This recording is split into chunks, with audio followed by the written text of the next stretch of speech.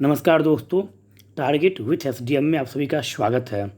आज हम लोग चल रहे हैं कुछ साइंस के कुछ महत्वपूर्ण प्रश्नों को लेकर, और उसमें बायोलॉजी का जो प्रश्न पिछले वर्षों के एग्ज़ामों में, परीक्षाओं में पूछा जा चुका है, उन्हीं प्रश्नों को लेकर हम आए हैं आप लोगों के बीच। और आप लोग मेरे आंसर देने से पहले इन प्रश्नों का आंसर देने का प्रयास कीजिए और ख़ुद को जांचिए कि आपकी तैयारी कहाँ तक है। तो चलिए देखते हैं पहला प्रश्न क्या है। पहला प्रश्न यहाँ पर बोल रहा है, मायोग्लोबिन में कौन सी धातु पाई जाती है। तो मायोग्लोबिन में लोहा कौन सी धातु पाई जाती है। तो लोहा एज ए आयरन जो है वो मायोग्लोबिन में पाई जाने वाली धातु है।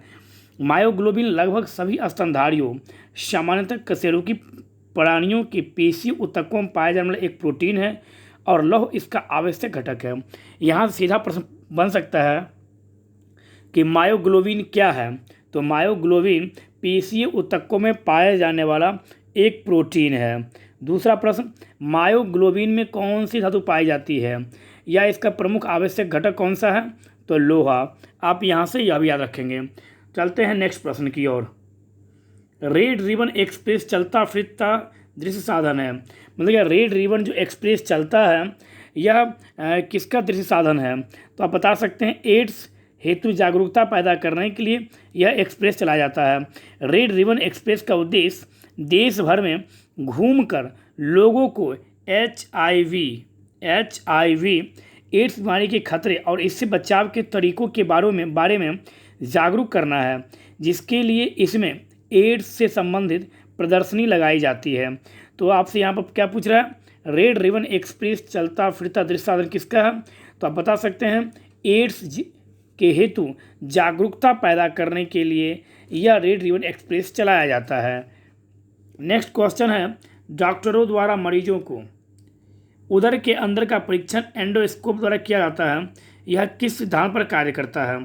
तो एंडोस्कोप, सीधा भी यहाँ प्रश्न बन सकता है कि एंडोस्कोप किस सिद्धांत पर कार्य करता है।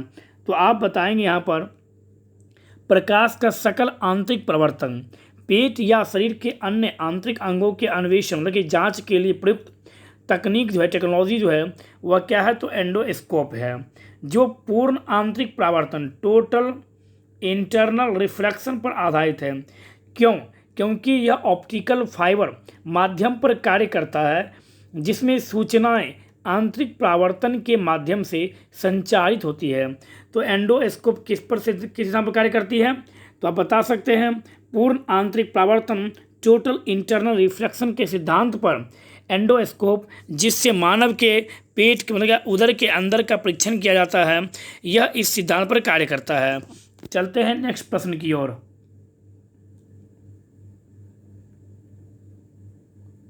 भारत सरकार द्वारा प्रारंभ किया गया मिशन इंद्रधनुष कार्यक्रम किससे संबंधित है। तो भारत सरकार के द्वारा प्रारंभ किया गया मिशन इंद्रधनुष का संबंध बच्चों के टीकाकरण से किससे संबंधित है। तो बच्चों के टीकाकरण से संबंधित है। 25 दिसंबर 2014 को भारत सरकार के स्वास्थ्य एवं परिवार कल्याण मंत्रालय ने 25 दिसंबर 2014 को मिशन इंद्रधनुष कार्यक्रम की शुरुआत की। मतलब कि मिशन इंद्रधनुष कार्यक्रम जो है यह नरेंद्र मोदी सरकार के पहले कार्यकाल में 2014 में 25 दिसंबर को शुरू किया गया था, और यह कार्यक्रम बच्चों के टीकाकरण से संबंधित है। तो यहाँ पर पूछ क्या रहा है, यह कार्यक्रम किससे संबंधित है। तो यह कार्यक्रम बच्चों के टीकाकरण से संबंधित है। इसके तहत वर्ष 2020 तक सभी बच्चों का टीकाकरण करना आवश्यक है जिन्हें टीके नहीं लगे हुए हैं। और इस अभियान के तहत किस किस का टीका दिया जाता है। तो इस अभियान के तहत आप बता सकते हैं डिप्थीरिया, काली खांसी, हेपेटाइटिस बी, खसरा, पोलियो और टीबी और टिटनेस, इन सब का टीका लगाया जाता है इस मिशन इंद्रधनुष पर। किसके किसके। तो बता सकते हैं डिप्थीरिया, काली खांसी, हेपेटाइटिस बी, खसरा, पोलियो, टीबी और टिटनेस। मतलब कि कुल 7 प्रकार के रोग से बचाव करने के लिए यह टीका दिया जाता है। मतलब क्या इस मिशन के तहत बच्चों को टीका दिया जाता है। तो चलते हैं नेक्स्ट प्रश्न की ओर। नेक्स्ट प्रश्न है कोलेस्ट्रॉल है मतलब कि कोलेस्ट्रॉल जो है यह क्या है, तो कोलेस्ट्रॉल जंतु वसा में उपस्थित वसीय एल्कोहल है। क्या है, तो जंतु वसा में उपस्थित कोलेस्ट्रॉल एक वसीय एल्कोहल है। कोलेस्ट्रॉल मतलब क्या C27H46O जंतु वसा में मौजूद एक वसीय एल्कोहल है जो रंगहीन कैसा होता है, जो रंगहीन, गंधहीन तथा श्वेत क्रिस्टलीय व्हाइट क्रिस्टलाइन पदार्थ है और इसका मानव हृदय रोग से सीधा संबंध है। निरंतर वसा प्रधान भोजन को करने में से रुधिर मतलब क्या रक्त में कोलेस्ट्रॉल की मात्रा बढ़ जाती है, जिसके परिणाम स्वरूप एथीरोस्क्लेरोसिस नामक बीमारी होता है। कौन सा बीमारी, तो एथीरोस्क्लेरोसिस नामक बीमारी कोलेस्ट्रॉल के बढ़ जाने के कारण मानव के शरीर में होता है। आप यहाँ से यह भी याद रखेंगे, कोलेस्ट्रॉल एक चिपचिपा मोम युक्त एल्कोहलीय पदार्थ है जो कोशिका में पाया जाता है। कोलेस्ट्रॉल कहाँ पाया जाता है, कोशिका में पाया जाता है। कैसा पदार्थ है, तो चिपचिपा मोम युक्त एल्कोहलीय पदार्थ है तथा रक्त प्लाज्मा में संचालित कहाँ संचालित होता है, तो रक्त प्लाज्मा में। कोलेस्ट्रॉल को स्टेरॉयड तथा एल्कोहलीय का मिश्र शब्द के रूप में वर्गीकृत किया जा सकता है। कोलेस्ट्रॉल रक्त में घुलनशील नहीं होता है, यहाँ से यह भी याद रखेंगे। कोलेस्ट्रॉल जो है वह रक्त में घुलनशील नहीं होता है और निम्न घनत्व लिपोप्रोटीन LDL बुरे कोलेस्ट्रॉल के नाम से जाना जाता है। राष्ट्रीय कोलेस्ट्रॉल नियंत्रण कार्यक्रम के अनुसार शरीर में LDL कोलेस्ट्रॉल का स्तर 100 मिलीग्राम से कम होना चाहिए। इस स्तर से अधिक होने पर कोलेस्ट्रॉल हृदय तथा मस्तिष्क को रक्त प्रवाह करने वाली धमनियों की भीतरी दीवारों में जमा हो जाता है और इसके फलस्वरूप या इसके परिणाम स्वरूप थक्का जमने से हृदयघात या स्ट्रोक हो सकता है, जिसको लोग हार्ट अटैक के नाम से जानते हैं। तो कोलेस्ट्रॉल क्या है, तो कोलेस्ट्रॉल जंतु वसा में उपस्थित एक वसीय अल्कोहल है। कोलेस्ट्रॉल क्या है, तो कोलेस्ट्रॉल एक स्टेरॉयड है, यह भी हम बता सकते हैं। चलते हैं नेक्स्ट प्रश्न की ओर। कोलेस्ट्रॉल का असामान्य स्तर संबंधित होता है। तो कोलेस्ट्रॉल का असामान्य स्तर जो है वह धमनियों का कठोर हो जाना किससे संबंधित है, तो धमनियों का कठोर हो जाना। कोलेस्ट्रॉल रक्त में घुलनशील नहीं होता और निम्न घनत्व लिपोप्रोटीन LDL बुरे कोलेस्ट्रॉल के नाम से जाना जाता है। तो कोलेस्ट्रॉल का असामान्य स्तर किससे संबंधित है, तो मेरा राइट आंसर होगा धमनियों का कठोर हो जाना। किसका कठोर हो जाना, तो धमनियों का कठोर हो जाना कोलेस्ट्रॉल का असामान्य स्तर है। चिकित्सक परामर्श देते हैं कि हमें अपना भोजन वनस्पति घी की अपेक्षा तेल बनाना चाहिए, क्योंकि तेल में असंतृप्त वसाएं होती है। कौन सी, तो तेल में असंतृप्त वसाएं होती है, यह याद रखेंगे हम लोग। डॉक्टर वनस्पति घी की बजाय शोधित पादप तेलों रिफाइंड वेजिटेबल ऑयल्स के उपयोग से भोजन के पकाने का परामर्श देते हैं, क्योंकि इनमें असंतृप्त वसाएं पाई जाती है तथा ये संतृप्त वसाओं वाले वनस्पति घी से कम हानिकारक होते हैं। मतलब कि घी की अपेक्षा जो है वह तेल कम हानिकारक होते हैं। आप यहाँ से यह भी याद रखेंगे। चलते हैं नेक्स्ट प्रश्न की ओर। नेक्स्ट प्रश्न है, मानव स्वास्थ्य के लिए ट्रांस वसा सामान्यतः हानिकारक समझा जाता है क्योंकि यह स्तर कम करता है। मतलब यह किसका स्तर कम करता है, तो आप बता सकते हैं यह HDL का स्तर। किसका स्तर, तो HDL का स्तर यह कम करता है। ट्रांस वसा मानव स्वास्थ्य के लिए खतरनाक है क्योंकि यह अच्छे HDL हाई डेंसिटी लिप्रोप्रोटीन या अच्छे HDL हाई डेंसिटी लिप्रोप्रोटीन का स्तर कम करता है और हानिप्रद LDL लो डेंसिटी लिप्रोप्रोटीन का स्तर बढ़ाता है। यह क्या बोल रहा है प्रश्न, मानव स्वास्थ्य के लिए ट्रांस वसा सामान्यतः हानिकारक समझा, क्यों, तो क्योंकि हाई डेंसिटी लिप्रोप्रोटीन का स्तर कम हो जाता है। यह आप लोग याद रखिएगा। नेक्स्ट क्वेश्चन है, तो यहाँ पर क्या लिखेंगे हम लोग HDL। नेक्स्ट क्वेश्चन है, कौन सा वनस्पति तेल हृदय रोगियों के लिए उपयुक्त है। कौन सा वनस्पति तेल जो है वह हृदय रोगियों के लिए उपयुक्त है, तो आप बता सकते हैं सूरजमुखी का तेल, किसका तेल? तो सूरजमुखी का तेल हृदय रोगियों के लिए उपयुक्त है। सूरजमुखी का तेल हृदय रोगियों के लिए उपयुक्त होता है क्योंकि इसमें वसा, फैट की मात्रा बहुत कम होती है। इसमें क्या होती है? फैट की मात्रा जो है वह बहुत कम होती है, मतलब कि बहुत कम मात्रा में फैट की मात्रा पाई जाती है।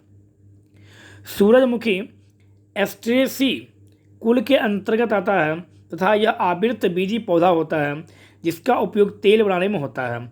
सूरजमुखी जो है वह किस कुल में आता है? तो एस्ट्रेसी कुल के अंतर्गत आता है और यह आवृत बीजी पौधा है। आप यहाँ से यह भी याद रखेंगे। चलते हैं नेक्स्ट प्रश्न की ओर। प्रतिवर्ष 1 दिसंबर को मनाया जाता है, तो आपको पता होगा एड्स दिवस प्रतिवर्ष 1 दिसंबर को मनाया जाता है। आप यहाँ से यह भी याद रख सकते हैं।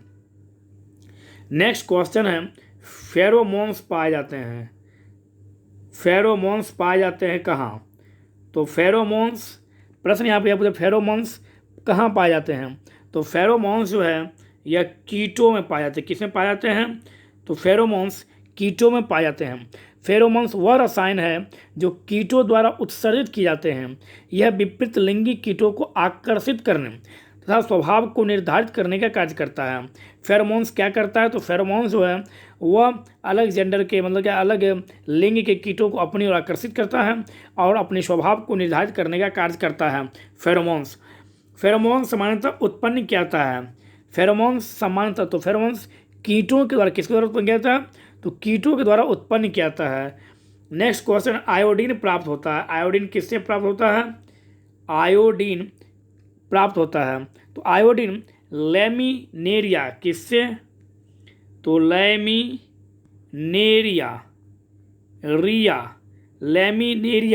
से प्राप्त होता है। आयोडीन पोषणीय गुण से संपन्न पदार्थ है जिसे लैमिनेरिया नामक शैवाल से प्राप्त किया जाता है। यह समुद्री जल में प्रचुर मात्रा में पाया जाता है। हालांकि यह कुछ खाद्य पदार्थों तथा भूमि में भी मिलता है। आयोडीन की कमी से मनुष्य में कौन सा रोग होता है? तो ग्वाटर एज ए घेंघा रोग आयोडीन की कमी से होता है, जिससे गले में स्थित थायराइड ग्रंथि में सूजन आ जाती है और कभी कभी यह सूजन गले के बाहर लटकते हुए दिखाई देती है। तो आयोडीन की कमी से तो मनुष्य में घेंघा रोग होता है। आप यहाँ से यह भी याद रखेंगे। नेक्स्ट प्रश्न की ओर चलते हैं।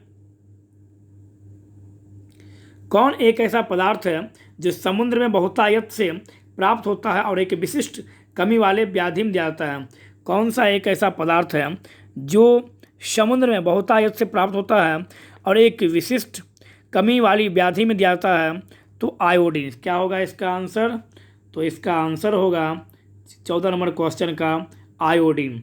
चलते हैं नेक्स्ट प्रश्न की ओर। नेक्स्ट प्रश्न है, बैसिलस थोरिनजिएंसिस का उपयोग क्या था? बैसिलस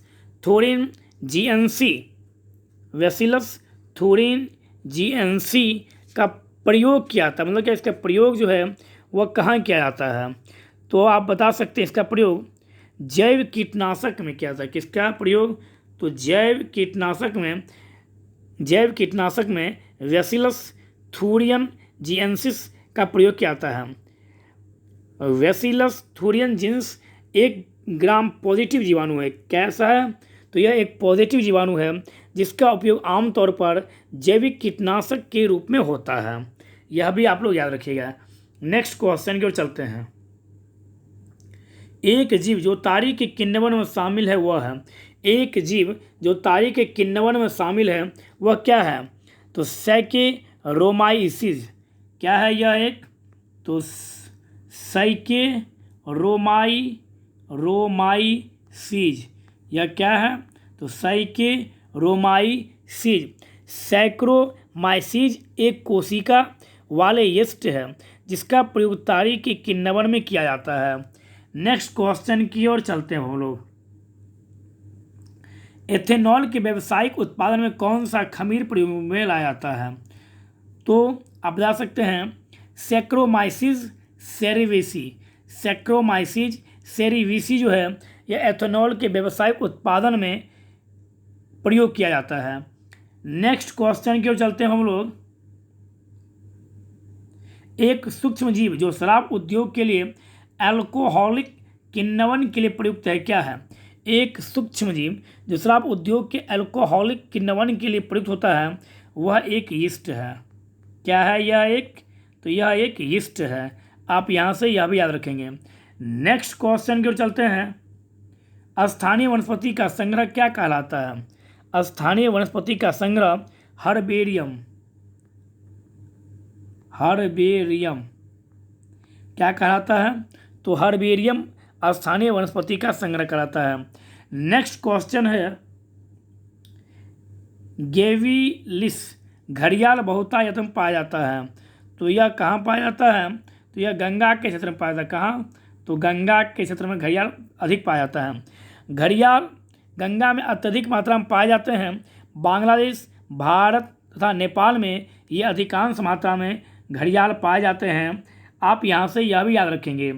तो यह कुछ प्रमुख बायोलॉजी का कुछ प्रमुख प्रश्न था जो किसी न किसी एग्जाम में पूछ चुका है। तो आप लोग इन प्रश्नों को जल्द से जल्द बनाने की कोशिश करें। यदि आपको समझ में आए और आपको लगे कि यह क्वेश्चन हमसे सॉल्व होगा तो मेरे आंसर देने से पहले आप उस प्रश्न का आंसर देने का कोशिश कीजिए और आप यह ध्यान रखिए और आप यह अपने आप को आंकिए कि आप किस हद तक आपकी तैयारी पहुंच चुकी है। मतलब क्या आप कितने पानी में हैं, यही आपका यहाँ पर टेस्ट होगा। तो इस तरह से अब हम लोग साइंस के कुछ प्रश्नों को देखने का लगातार प्रयास करेंगे। और आप लोग इस वीडियो को, यदि आप लोग को अच्छा लगे तब आप इस वीडियो को अधिक से अधिक लोगों तो शेयर कीजिए, लाइक कीजिए, कमेंट्स कीजिए। यदि आपको यह वीडियो अच्छा नहीं लगे तो आप ना लाइक कीजिए, ना कमेंट्स कीजिए, ना शेयर कीजिए। धन्यवाद।